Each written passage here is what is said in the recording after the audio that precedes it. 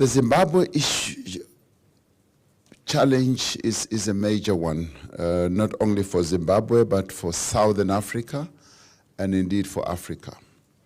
Zimbabwe has emerged from a very difficult political situation, and they've now held their recent elections, which went well, but they still have sanctions that many countries around the world have imposed on them.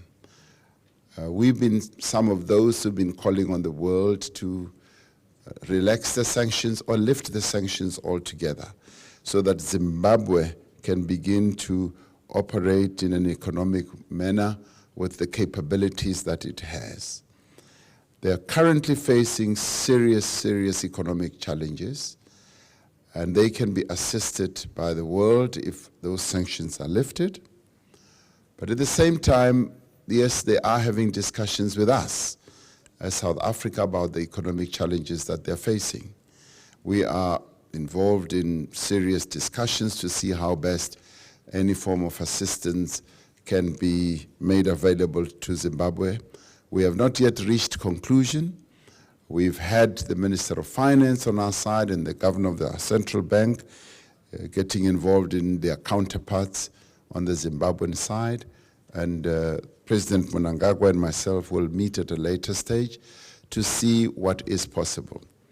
I'm not able to say whether, the change of their monetary currency would be the silver bullet that they need or not.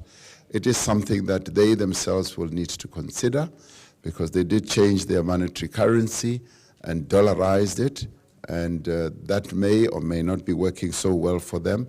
So those are some of the issues that we need to continue engaging in. But the world that has imposed sanctions against Zimbabwe would be even more helpful if those sanctions were to be lifted, because then Zimbabwe's economy could then begin to recover.